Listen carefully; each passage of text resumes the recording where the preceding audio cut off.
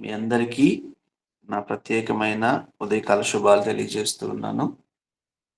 నాకు ఈ అవకాశం ఇచ్చినటువంటి ఈసీవై టీమ్ పెద్దలు, కమిటీ మెంబర్స్, మనల్ని నడిపిస్తున్న నాయకులకి వందనాలు తెలియజేస్తున్నాను. యేసయ్యకి మహిమ కలుగును గాక. Thank you. నా కొరకు, నా కుటుంబం కొరకు, నేను చేస్తున్న పనుల కొరకు ప్రార్థించిన ప్రతి ఒక్కరికి పేరు పేరున వందనాలు తెలియజేస్తున్నాను. Thank you. చాలా సంతోషం. దేవుడిచ్చిన మనకు ఈ శ్రేష్టమైన సమయాన్ని బట్టి దేవుని నేను స్తుతిస్తూ ఉన్నాను. అవును, చాలా శ్రేష్టమైన సమయము. బహు విలువైన, ఘనమైన సమయం ఏదైనా ఉంది మనకంటే దేవుని దగ్గర గడిపే సమయం.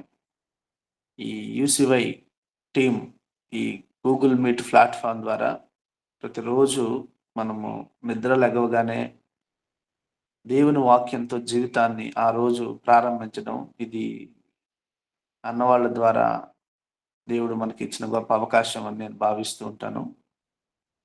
కాబట్టి ప్రతిరోజు ఒక తాజా రొట్టెలు అంటారు కదా, ఫ్రెష్ వాక్యంతో చక్కగా దినాన్ని ప్రారంభించడం అనేది చాలా గొప్ప విషయము.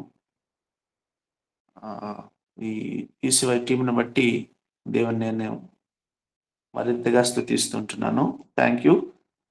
గత కొద్ది రోజుల నుండి మనము పరలోక రాజ్య ఉపమానాల గురించి ధ్యానిస్తూ ఉన్నాం. పరలోక రాజ్య ఉపమానాలు నేర్చుకునే కృపను దేవుడు మనకిస్తూ ఉన్నాడు. ఈరోజు 9వ ఉపమానంలోకి వచ్చేసాం మనం. ఈ 9వ ఉపమానం ఏం తెలియజేస్తుంది అంటే, పరలోక రాజ్య ఉపమానం ఇది. ద్రాక్ష తోట పనివారు. Parable of the wine yard and labour. Very exciting parable ఇది. ప్రతి ఉపమానం మనకు నేర్పించేది ఏంటంటే, మీరు ఈ లోక సంబంధులు కాదు. ఈ లోకంలో మనకు ఏది లేకపోయినా భయపడాల్సిన అవసరం లేదు. మనము మనుషులను బట్టి కొన్ని కొన్ని విషయాల్లో బహుగా చింతపడతా ఉంటాం, బాధపడతా ఉంటాం, దుఃఖపడతాం. బాధ. మనకొచ్చే సమస్య ఏంటంటే, మన జీవితాన్ని ఇతరులతో పోల్చుకుంటూ ఉంటాం. వాళ్ళలాగా నేను ఎందుకు లేను? వాళ్ళలాగా నాకు ఎందుకు మన భాషలో చెప్పాలంటే ఎందుకు కలిసి రావట్లేదు? వాళ్ళలాగా నా బ్రతుకు ఎందుకు లేదు? వాళ్ళలాగా నా బిడ్డలు ఎందుకు లేరు? అని చాలా సార్లు మనం దుఃఖపడతా ఉంటాం. అయితే ఒక మాట, వాళ్ళలాగా పోల్చుకోవడానికి కాదు ఇక్కడున్నది నీవు నేను.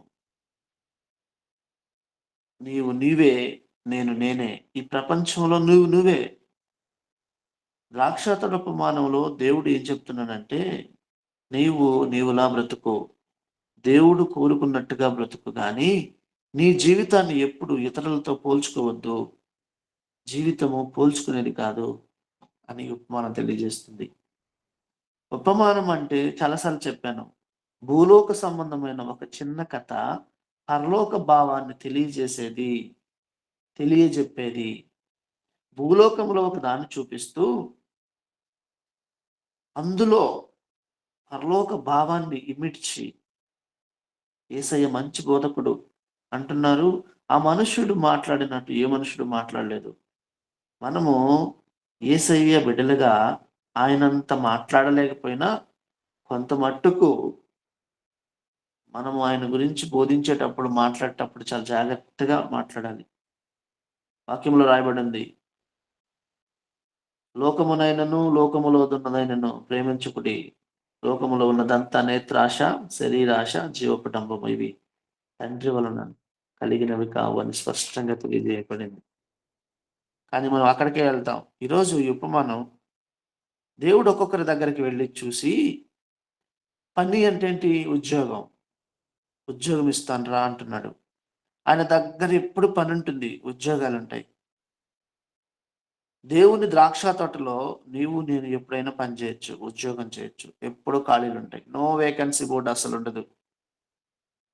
అయితే ఇంకొక అద్భుతమైన విషయం ఏం తెలియజేస్తుందంటే, సండే స్కూల్ అంత వయసులో అంటే చిన్న వయసులో దేవుణ్ణి రక్షకునిగా అంగీకరించి ఉంటే, వారి వారి కన్నా ధన్యులు ఎవరు లేరు.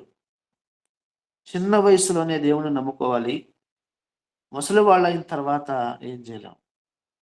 మనం చిన్నప్పుడే ఒకవేళ మనం నమ్ముకోలేకపోయినా, మన పిల్లలను చిన్నప్పుడే సిలువకి కట్టివేయాలి.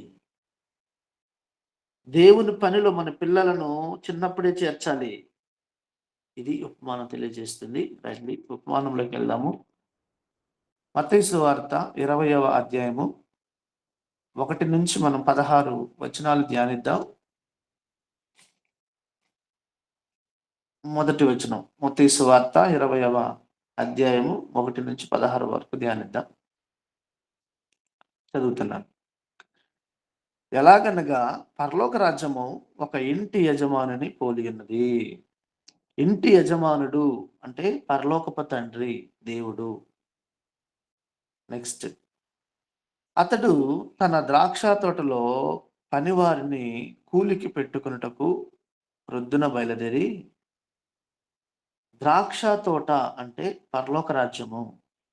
ద్రాక్ష తోట ద్రాక్ష తోట అంటే అంటే పరలోక రాజ్యములో పనిచేయడానికి, పరలోక రాజ్య సంగతులు అంటే పరలోక రాజ్య సువార్త. ఇప్పుడు మనము సర్వ సృష్టికి సువార్తను ప్రకటించాలి.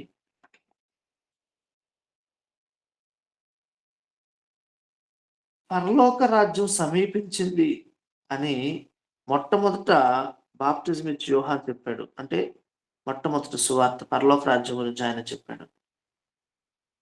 అతడు ద్రాక్ష తోటలో పనివారిని కూలికి పెట్టుకున్నటకు, పనివారు అంటే నేనే, నువ్వు నేనే అనుకోండి. పనివారు అంటే నేనే. పనివారు అంటే మనం ఇది ధ్యానిస్తే అర్థమవుతుంది. దేవుడు 5 సార్లు ఏర్పరచుకున్నాడు. చదువుదామండి. ప్రొద్దున బయలుదేరి తర్వాత దినమునకు ఒక దేనారం చొప్పున వారితో వడబడి తన ద్రాక్షల తోటలోనికి వారిని పంపెను.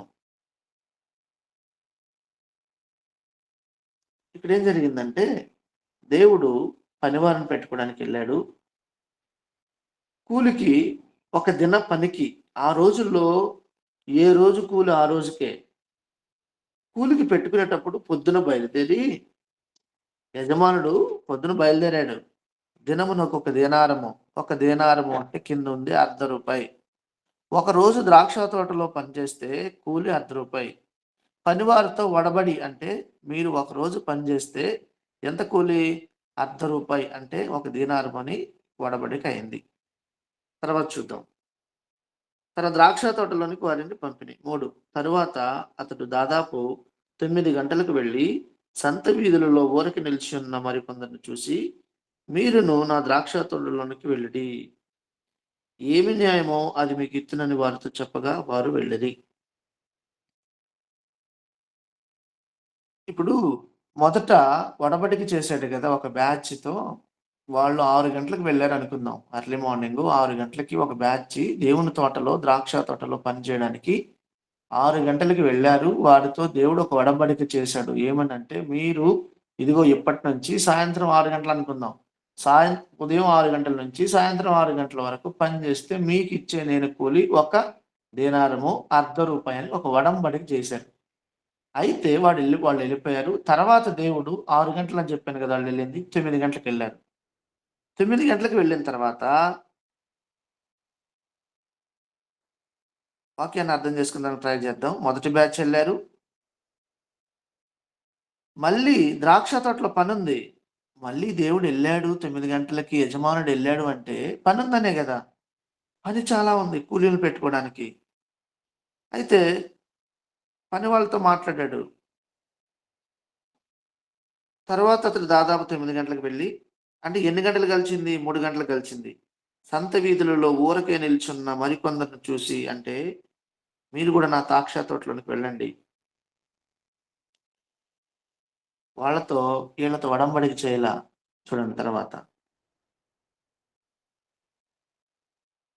ద్రాక్ష తోటనికి వెళ్ళిడి, ఏమి న్యాయమో అది మీకిచ్చునని వారితో చెప్పగా వారును వెళ్ళిరి.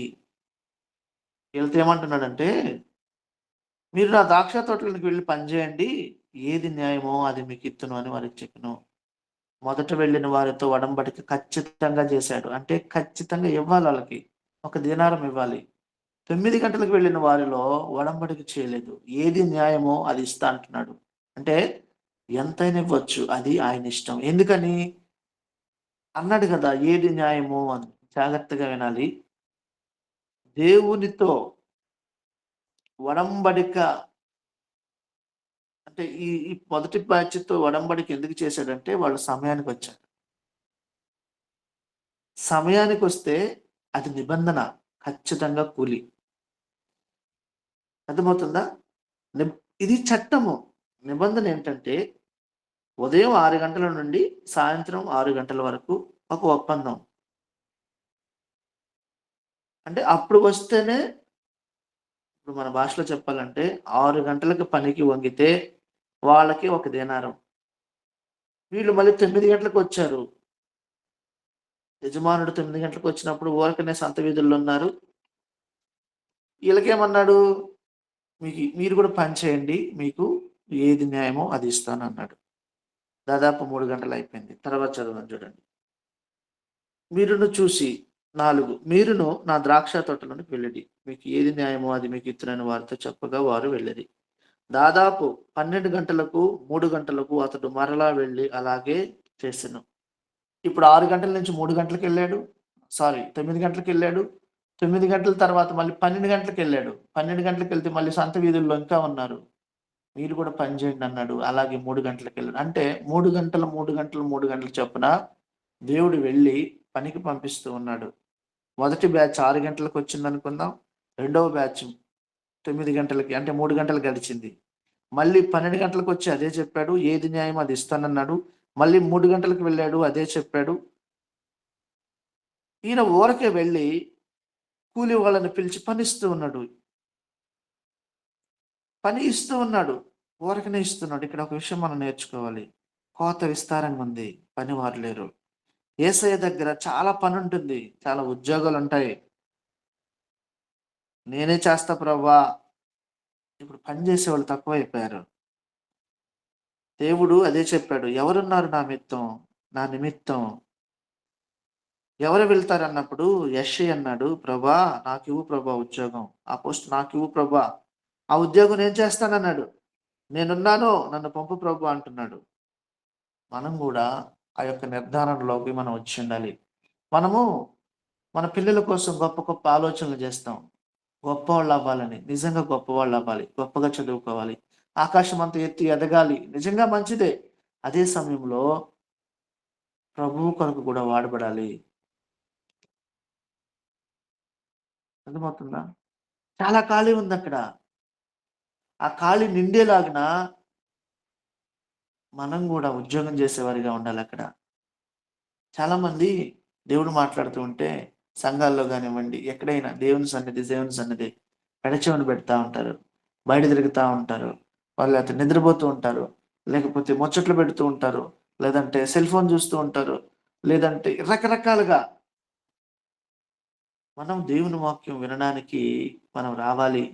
భయంతో రావాలి. దేవుడు మాట్లాడుతుంటే ఫోన్ చూస్తే ఎలా? దాని అర్థమేంటి? దేవుడు మాట్లాడుతుంటే పక్కనోళ్ళతో మాట్లాడుతుంటే దాని అర్థమేంటి? దేవునికి గౌరవం ఇవ్వలేదనే గదా! దేవుని వాక్యానికి స్పందించట్లేదనే గదా! దేవుడు మాట్లాడుతున్నట్టు ఏముందిలే అంటే ఎలాగా? అర్థమవుతుందా? ఆ దినాన వేరొక అగ్నిని తీసుకొని వచ్చారే, దేవుని అగ్ని మండవలసి ఉండగా, నీ అగ్ని నీవు మండించడానికి వచ్చిన అహరోను కుమారుల్ని మనం ధ్యానిస్తున్నాం. దేవుడేం జేశాడు? కాల్చేశాడు కళ్ళ ముందే. కాలిపోయారు. అయితే అదే దేవుడు కృప కలిగిన దేవుడు గదా! మనల్ని చూస్తూ ఉన్నాడు. అరే! మారుతారులే ఇంకెన్నాళ్ళు మారతారులే, బుద్ధి తెచ్చుకుంటారులే. ఇంకా నీకు ఉద్యోగం ఇవ్వడానికి ఇష్టపడుతున్నాడాయన. మనము చెప్పాలంటే పచ్చి దుర్మార్గులం, పనికి మాలిన వాళ్ళం, వ్యర్థులం. ఈ వారం ఉంటే వచ్చే వారంలా ఉండం మనం. మారిపోతా ఉంటాం. మన బుద్ధి మారిపోతా ఉంటది. గుణం మారిపోతా ఉంటది. అయితే ఆయన కృప కలిగిన దేవుడు. ప్రభువా ఉద్యోగం ఇయ్యయ్యా అంటే ఉద్యోగం ఇచ్చేస్తాడాయన. పనిస్తాడు. నేను ఎరగను, ఆయన ఎవరో నాకు తెలీదు అని దేవుడు ఎప్పుడు చెప్పడు మన గురించి. ఇప్పుడు పేతురు భక్తుడు గుర్తొస్తున్నాడు గదా! ఆయన కూడా అన్నాడు. ఆయనేమన్నాడు? ఆయన ఎవరో నాకు తెలీదు. 3 సార్లు ఎరుగనన్నాడు. ముమ్మారు అబద్ధం ఆడాడు. ముందే అబద్ధం ఆడుతాడని దేవుడు చెప్పాడు. పేతురేమన్నాడు? ప్రభువా, చావనైనా చేస్తాను గాని నిన్ను ఎరగనని అబద్ధం ఆడడమా ప్రభువా? కోడి కూసింది. అక్కడ గాడిద కూడా కూసింది. ఎక్కడ? బిలాము. దేవుడు మాట్లాడినప్పుడు వినాలి, బుద్ధి తెచ్చుకోవాలి. పేతురు తప్పు తెలుసుకున్న తర్వాత గుండెలు పగిలేలా ఏడ్చాడు. ప్రభువా, నన్ను క్షమించు. దేవుడు క్షమించి మళ్ళీ ఉద్యోగం ఇచ్చాడు. తన పనిలో పెట్టుకున్నాడు. అదే పేతురు ఒక దినాన ప్రసంగిస్తుంటే 3000 మంది రక్షణ పొందారు. గాడ్ ఆఫ్ సెకండ్ ఛాన్స్ అంటారు. అవును, మనం పనికి మాలిన వాళ్ళం, దుర్మార్గులం, మాట మీద నిలకడుండదు. వినము దేవుని మాట, తృణీకరిస్తాం. ప్రభువా, నన్ను క్షమించు, పనిలో పెట్టుకుంటే దేవుడు పక్కకి నెట్టేయడు. పనిలో పెట్టుకుంటాడు ఆయన. కృప కలిగిన వాడు ఆయన, జాలి కలిగిన దేవుడు.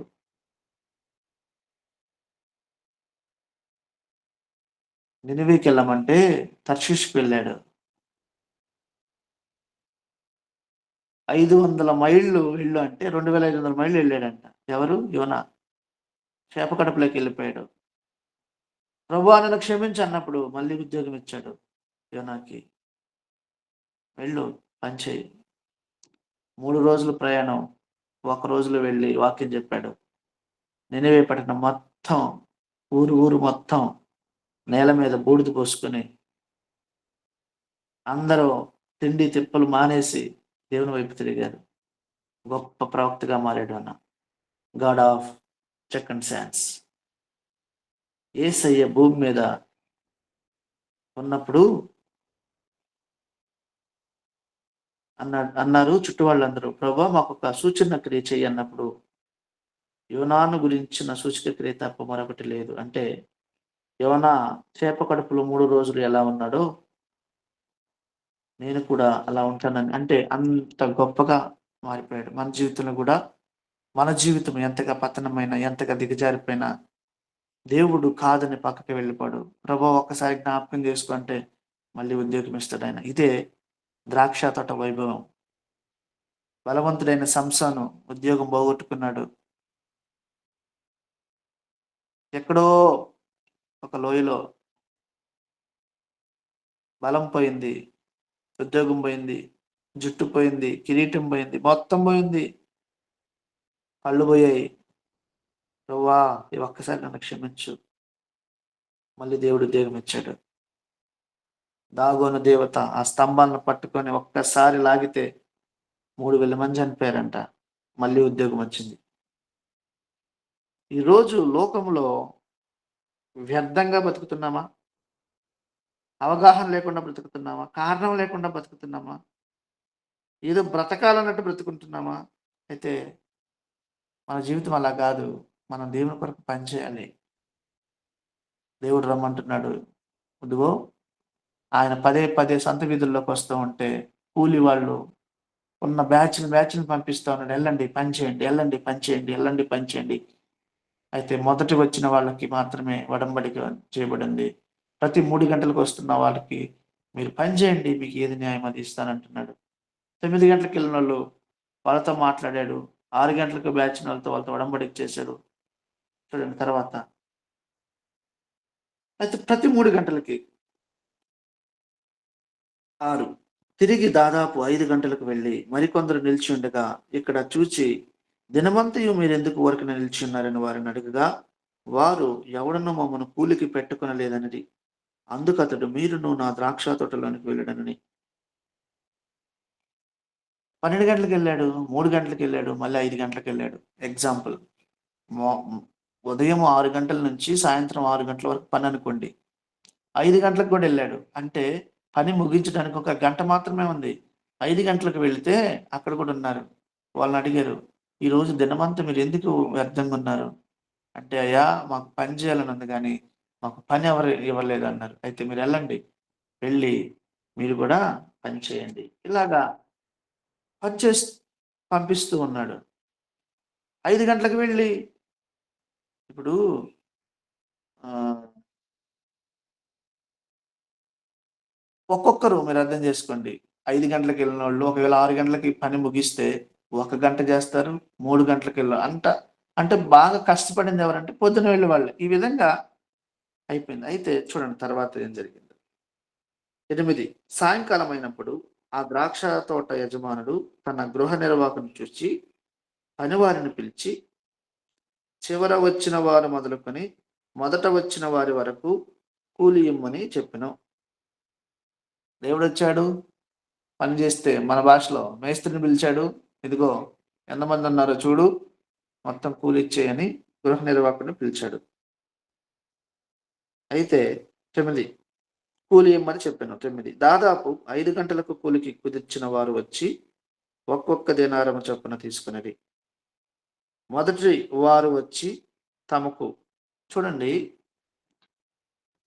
6 గంటలకొచ్చినోళ్ళకి ఒక దేనారం ఇచ్చారు. 9 గంటలకొచ్చినోళ్ళకి ఒక దేనారం ఇచ్చారు. 12 గంటలకొచ్చినోళ్ళకి ఒక దీరము. 3 గంటలకొచ్చినోళ్ళకి ఒక దీనారము. 5 గంటలకొచ్చినోళ్ళకి ఒక దీరాము. అంటే కూలి అందరికీ సమానంగా వచ్చింది. అయితే ఇక్కడ చూడండి 10 మొదటి వారు వచ్చి తమకు ఎక్కువ దొరుకుమనుకొని కానీ వారికి ఒక్కొక్క దేనారము చొప్పునే దొరికెను. వారది తీసుకొని చివర వచ్చిన వీరు 1 గంట మాత్రమే పనిచేసినను పగలంతయు కష్టపడి ఎండబాధ సహించిన మాతో వారిని సమానముగా చేసితివని ఆ ఇంటి యజమానుని మీద సణుగుకొనిది. చూడండి కూలి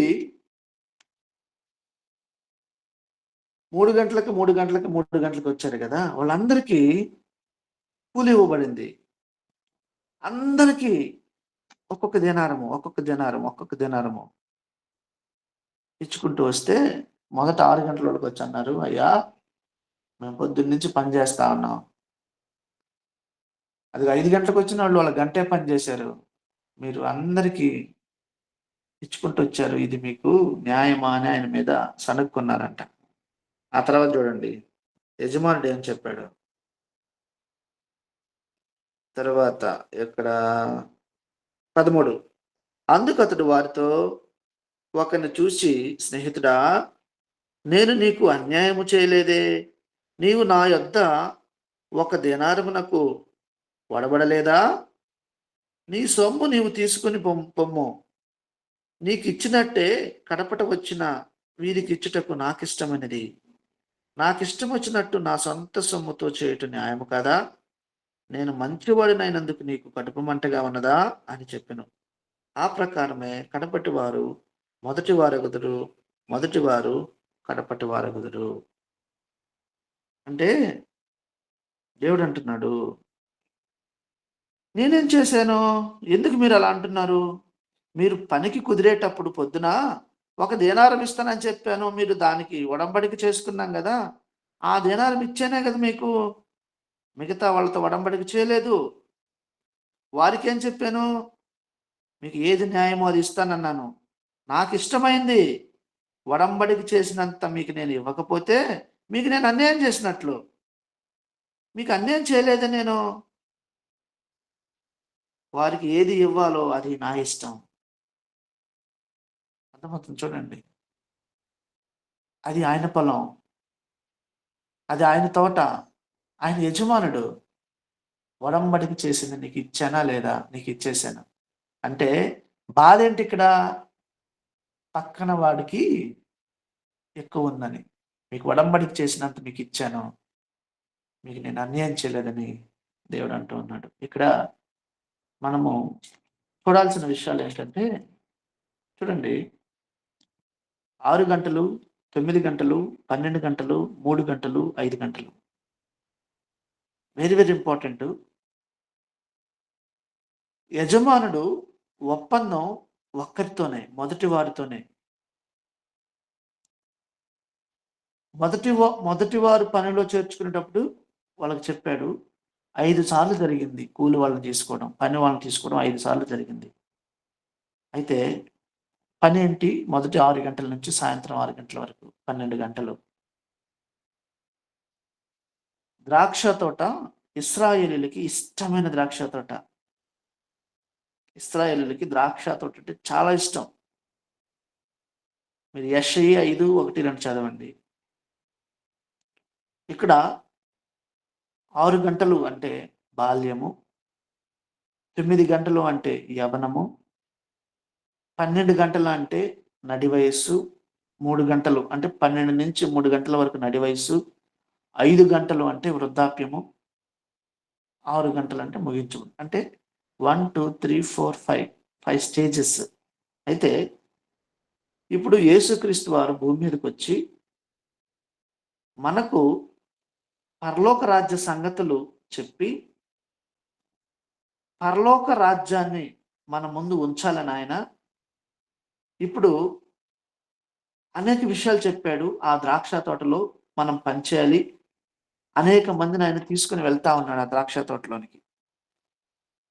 చెప్పాను గదా! బాల్యము, యవ్వనము, నడి వయస్సు, వృద్ధాప్యము.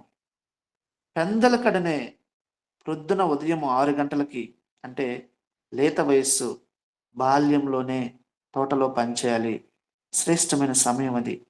మన పిల్లలకు మన పిల్లలకు మనము దగ్గరుండి ట్రైనప్ చేసి పని చేసే విధంగా ఆ తోటలోకి పంపాలి. ఆ తోటలో పనిచేయలాగున ఒలీవ మొక్కల వలె మనము మన పిల్లల్ని పంపాలి. అలా తయారు చేయాలి. బాల్యంలో పనిచేసిన వాళ్ళు చాలా మందుంటారు మనకు. సమూయేలు, తిమోతి, తీతు మన పిల్లలు గూడా అలాగే ఉండాలి. బాల్యము తోటలో దింపాలి వాళ్ళని. ఎప్పటి వరకు బాల్యంలో ఒక్కసారి మనం గాని వారిని దేవుని సేవలో, పరిచర్యలో, దేవుని పని బాటల్లో వాళ్ళకి గాని అలవాటు చేస్తే, ముసలి వాళ్ళయ్యేంత వరకు వారు పని చేయడానికి అవకాశం ఉంది. వారి జీవితం అంతా ద్రాక్ష తోటలోనే. సమూయేలు బాల్యం నుండి వృద్ధుడైనంత వరకు సమూయేలు అంటున్నాడు గదా! నేను బాల్యం నుండి వృద్ధుడి వరకు చూసారు నన్ను. ఇదిగో ఇప్పుడు నా తల వెంట్రుకలు నడిసాయి. నా బ్రతుకేంటో మీకు తెలుసు. ఇశ్రాయేలీయులు అంటున్నారు, నీ వంటి వారు ఇశ్రాయేలులో ఉండునా? బాల్యము నుండి 6 గంటలకొచ్చిన వాళ్ళు, బాల్యంలో చిన్న పిల్లలను మనం గాని దేవుని సన్నిధిలో ఉంచితే, మన పిల్లలను వృద్ధాప్యం వరకు పని ఉంటుంది. ఆ తర్వాత యవ్వన కాలంలో బైబిల్ గ్రంథంలో ఉన్నవాళ్ళు చాలా మందున్నారు. మోషే, యెహోషువ, దానియేలు, షద్రకు, మెషకు, అబేద్నెగోలు, యోసేపు, తిమోతి, తీతు, ఎలీషా, ఈళ్ళందరూ యవ్వన కాలంలో దేవుని పని చేయడానికి వచ్చిన వాళ్ళు. వారి జీవితం ఎంత గొప్పగా ఉందో మనకు తెలుసు. ఆ తర్వాత నడి వయస్సు 12-3 అంటే మనము పౌలు గారిని చెప్పుకోవచ్చు. పౌలు గారిని చెప్పుకోవచ్చు. అంటే వయస్సు పెరిగే కొద్దీ దేవుని కోసం పనిచేసే సమయము తగ్గిపోద్ది.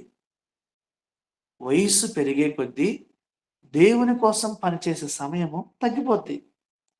5 గంటలకి వృద్ధాప్యం. నికోదేము ధర్మశాస్త్ర పండితులు, అరిమతయి యోసేపు ఈళ్ళందరూ వృద్ధాప్యంలో దేవుని పరిచర్యకు వచ్చిన వాళ్ళు. మనం ఎప్పుడు దేవుని నమ్ముకున్నామో, దేవుణ్ణి తెలుసుకున్నామో, ఇది మన జీవితం అయిపోయింది. మనం ఎక్కడో లోకంలో ఉన్నాం. దేవుణ్ణి తెలియని వారిగా ఉన్నాం. అన్యులుగున్నాం. వచ్చాం. కానీ ఇప్పుడు మనం ఏం చేయాలంటే, నేను చెప్పాను గదా! సండే స్కూల్ అంత వయసులో దేవుణ్ణి నమ్ముకుంటే, వారంత ధన్యులు ఇంకెవరు లేరు. మనం ఏం చేయాలి అంటే, మన పిల్లల్ని సిలువకు కట్టేయాలి.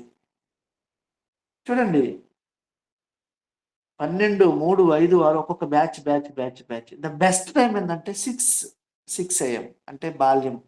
బాల్యంతో వచ్చిన వాళ్ళకి ఏంటేంటి ఒడంబడిక. ఖచ్చితంగా దేనారం వాళ్ళకివ్వాల్సిందే. రూ. 10 వాళ్ళకివ్వాల్సిందే. ఎందుకంటే దేవుడు ఒడంబడిక చేశాడు.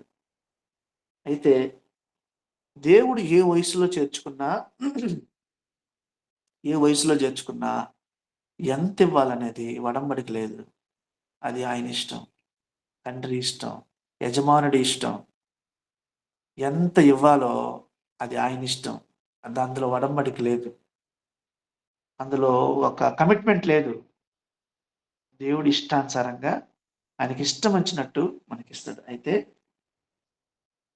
ఈరోజు మన ఒప్పందం ఏం చేసుకోవాలంటే, ఈరోజు మనం ఏ స్థితిలో ఉన్నా, ఏ వయసులో ఉన్నా, ఏ పరిస్థితుల్లో ఉన్నా, దేవుని దగ్గరికి గాని రాగలిగితే, ప్రభువు తోటలో పని చేయగలిగితే, పని చెప్పాను కదా! బోలెడంతుంది, విస్తారంగా ఉంది.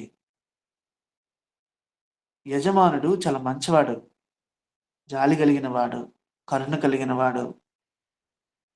చూడండి, అంతమందిని ఒక్కొక్కరి చొప్పున ఇచ్చుకుంటూ ఎంత జాలి కలిగితే కూలి అనేది, జీతం అనేది సమానంగా ఇస్తారు చూడండి. తనకిష్టమైందంట. ఏంటి? ఇవ్వాలని. నీవు దేవుని కొరకు ఏం చేస్తావో ఇక్కడ దేవుని దగ్గర పనిచేస్తే మెప్పు దొరుకుతుంది, ఘనత దొరుకుతుంది, ఆధిక్యత దొరుకుతుంది దేవుని దగ్గర పనిచేస్తే. ఇప్పటికే ఎవరికైనా ఆలస్యం అయిపోయిందేమో, దేవుని దగ్గరికి రాకుండా ఇంకా ఉన్నారేమో, దేవుణ్ణి ఇంకా తెలుసుకోకుండా ఉన్నారేమో, నా వయసు అయిపోయింది అనుకుంటున్నారేమో. నువ్వు ఏ వయసులో ఉన్నా, ఏ పరిస్థితిలో ఉన్నా, ఏ స్థితిలో ఉన్నా ఆయన దగ్గరికి వస్తే ఈ పరలోక రాజ్యములో, ఈ ద్రాక్ష తోటలో జీతం అనేది ఆయన అందరికి ఇచ్చినట్టుగా నీకు కూడా ఇవ్వడానికి ఆయన ఇష్టపడుతున్నాడు. ఎందుకంటే నాకు ఇష్టమైంది నేను ఇచ్చాను. ఇంకా ఎవరైనా ఆయన తోటలో పని చేయలేకపోతే, ఇంకా పని ఉంది, ఇంకా ఖాళీ ఉంది, రమ్మంటున్నాడు. ఆయన రండి అంటున్నాడు. ఆయన చేర్చుకోవడానికి ఇష్టపడుతున్నాడు. ఇంకా మనం ఆలస్యం ఎందుకు చేస్తూ ఉన్నాం? సమయాన్ని వృధా చేసుకోకూడదు. సమయాన్ని పోగొట్టుకోకూడదు. ఇక్కడ ద్రాక్ష తోటలో పని చేయులాగున మనం కూడా రేపు ఇక్కడ ఎవరైతే పని చేస్తారో అక్కడ ఆయన జీతం ఇచ్చినట్టుగా లాగున మన జీవితాంతము తుది శ్వాస వరకు దేవుని పనిలో, మన ఉద్యోగాల్లో, మన పని బాటల్లో ఏది చేసినా దేవుని పని చేసేవారిగా ఉండాలి. అప్పుడు మాత్రమే మనకు ఆ పరలోక రాజ్య భాగ్యము దొరుకుతుంది. కాబట్టి ఇంకా ఎవరైనా ఆలస్యం చేస్తున్నారేమో, ఆయన రమ్మంటున్నాడు. రండి, చేరండి, సమయం పోగొట్టుకోవద్దు. ఈ కొద్ది మాటలు దేవుడు దీవించిన గాక. Thank you. Praise the Lord. మా పరలోకపు తండ్రి, మీకే స్తోత్ర చెల్లిస్తా ఉన్నాం. మీ దయను, వాత్సల్యాన్ని, కృపాకాన్ని కాబట్టి స్తోత్రాలు. అవును ప్రభా, మరి ఎవరు కూడా నశించి నరకానికి పోవటానికి ఇష్టం లేదు. అందుకని మీరు ఆజ్ఞాపించారు, సర్వలోకానికి వెళ్ళి సృష్టికి సువార్తను ప్రకటించేయమన్నారు. ప్రత్యేకంగా ప్రభా, అల్లూరులో మీరు ఏర్పాటు చేసుకున్న ఈ టీంను బట్టి స్తోత్రాలు చెల్లిస్తా ఉన్నాం. ఆ టీం ద్వారా దొరుకుతున్న పరిచయాన్ని బట్టి స్తోత్రాలు చెల్లిస్తా ఉన్నాం. ప్రత్యేకంగా ప్రభా, ప్రతి ఉదయకాలము ఈ కాలంలో కలుసుకొని మీ నామపేట పాటలు పాడి ప్రార్థన చేసి మీ నామను కనపరిచే మహాకృప భాగ్యాన్ని ఇచ్చేందుకు స్తోత్రాలు చెల్లిస్తా ఉన్నాం. ప్రత్యేకంగా ప్రభా, మీ దాసులు మీ కుమారుడు సీన్ని మరి వాక్యాన్ని అందించిన కుటుంబుడి స్తోత్రాలు చెల్లిస్తా ఉన్నాం. అవును, ద్రాక్ష తోట పని విస్తారంగా ఉంటా ఉంది. పని వారు కొద్దిమంది అని చెప్పిన వాక్యాన్ని జ్ఞాపకం చేసుకుంటా ఉన్నామా ప్రభా. సహాయం చేయండి, కనికరం చూపించండి. రక్షింపబడిన మేము ఈ రీతిగా సమయం అనకుండా అసమయం కూడా స్వార్థ ప్రకటన చేసి అనేక ఆత్మరక్షణ కొరకు ప్రయాసపడుకు సహాయం చేయమని ప్రార్థన చేస్తా ఉన్నాం. అదే సందర్భంలో ప్రభా, విశ్వాస కుటుంబాల్లో కూడా ఇంకా రక్షణ లేని వారు ఉంటున్నారు ప్రభా. వారి కొరకు కూడా ప్రార్థన చేస్తా ఉన్నాం. అవును, మీరు వాగ్దానం చేశారు, పర సంబంధమైన దీనితో పాటు భూసమైన ఆశీర్వాదాలు కూడా ఇచ్చే దేవుడు కూడా స్తోత్రాలు చెల్లిస్తా ఉన్నాం. ఈ రీతిగా దీవించి మీ నామం కనపరచకండి. మరొకసారి ప్రభా, వాక్యం అందించిన మీ దాసుని బట్టి స్తోత్రాలు చెల్లిస్తా ఉన్నాం. రాబోయే దినాల్లో బలమైన సాధనంగా సాక్షిగా వాడుకొని మీ నామం కనిపించుకొని ప్రార్థన చేస్తా ఉన్నాం. మీ దేవునితో నింపండి. ఇతబడిన వాక్యానికి నీరు గట్టి పడిపి చేయము. మీ దేవునితో నింపము. మా ప్రభు మా రక్షకుడైన యేసు ప్రభు యొక్క శ్రేష్టమైన నామమున స్తోత్రము చెల్లించి ప్రార్థించి వేడుకొనుచున్నాము తండ్రి. ఆమేన్. ఆమేన్. ఆమేన్. ఆమేన్. అందరికీ